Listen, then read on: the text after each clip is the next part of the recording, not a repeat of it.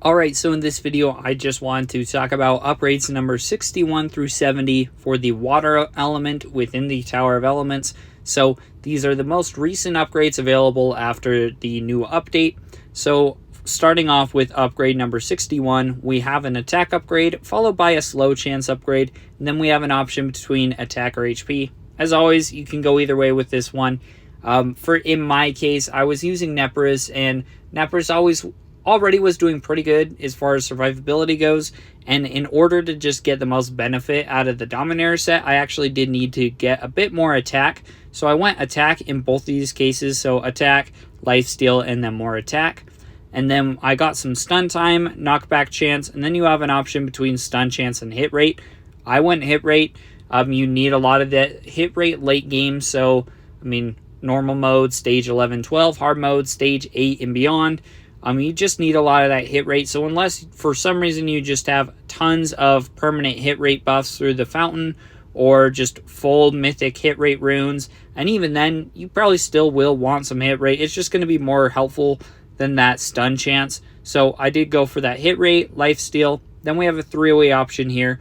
This left side is exposed weakness. Enemies take an additional 40% damage for 3 seconds after being attacked by slimes. So after your first attack on an enemy, for the next 3 seconds, any additional attacks you do will deal 40% bonus damage. So this is just nice because that first attack you deal is a debuff to the enemy. It's going to buff all of your just future attack damage on that enemy until it dies, obviously.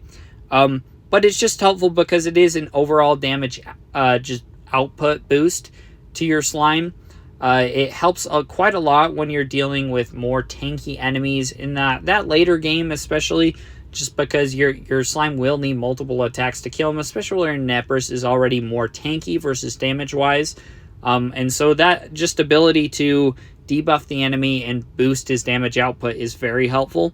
We have this middle option, which is probably the next best. It is a little hit-miss, though, because you are relying on chance.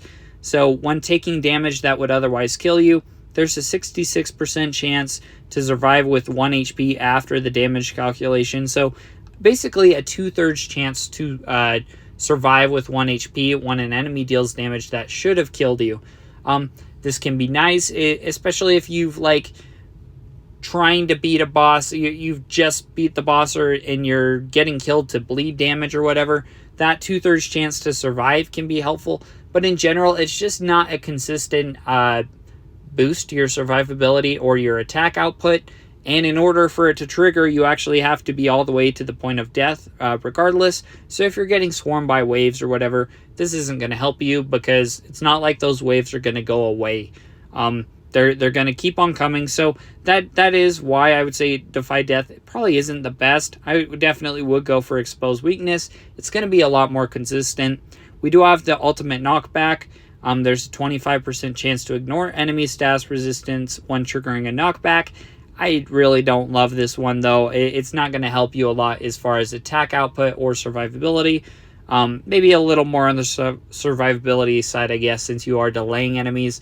But I really, in general, would just go for that Exposed Weakness upgrade. But thanks for watching. Let me know if you have any questions.